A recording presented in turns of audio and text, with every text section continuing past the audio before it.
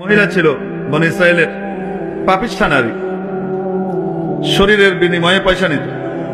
এর চেয়ে বেশি খুলে বলার মতো অবস্থা নাই, ছোট ছোট বাবুরাও আছে মাশাআল্লাহ। শরীরের বিনিময়ে কি নিত? সে পয়সা নিত, যার কারণে ওই সময়কার এলাকাবাসী তাকে এক ধরনের বয়কট করেছে,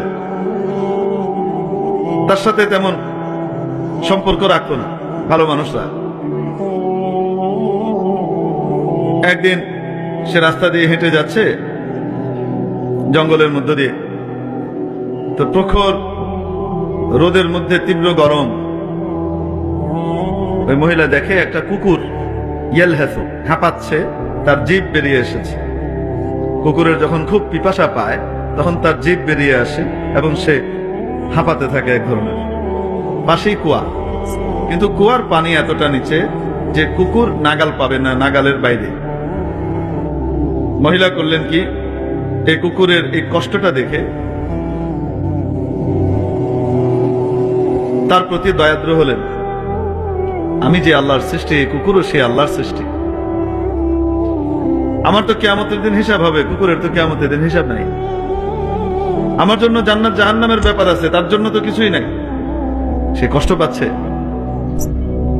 মহিলা নিজের পায়ে যে মোজা ছিল, চামড়া বা এই জাতীয় শক্ত কোনো মোজা, এই মোজাটাকে মগের মতো ব্যবহার করলেন, আর নিজের গায়ে যে দোপাট্টা ছিল, ওড়না, এই ওড়নাটাকে দড়ি হিসেবে ব্যবহার করলেন।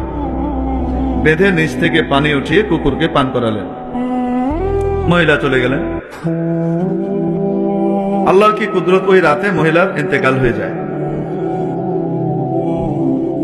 এরকম পাপিষ্ঠা নারীর জানা যায় কি সারা দুনিয়ার মানুষ এসে জড়ো হয়? অনেক আত্মীয়রাও আসে নাই, কবর হয়ে গেছে। আল্লাহ পাক ওই যুগের নবীর কাছে ওহী পাঠিয়ে দিলেন যে আমার বান্দি আমার এক অবলা মাখলুকের প্রতি যে দয়া করেছে, মায়া দেখিয়েছে, আমি তার এই কাজটাকে বড় পছন্দ করেছি, এই উসিলায় তাকে আমি মাফ করে দিয়ে জান্নাতে পাঠিয়ে দিয়েছি। তার জন্য আমি জান্নাত বরাদ্দ করে দিয়েছি। মেরে মুহতারাম দোস্ত, এটা কুকুর আর অবলা প্রাণীর প্রতি, যেই প্রাণীর লালা শরীরে লাগলে নাপাক হয়ে যায়, কাপড়ে লাগলে কাপড় নাপাক হয়ে যায়, নামাজ হয় না, নাজাসাতে গলিজা, পায়খানা পেশাবের মতো নাপাক, বরং জার্মের দিক থেকে তার চেয়ে ভয়ঙ্কর।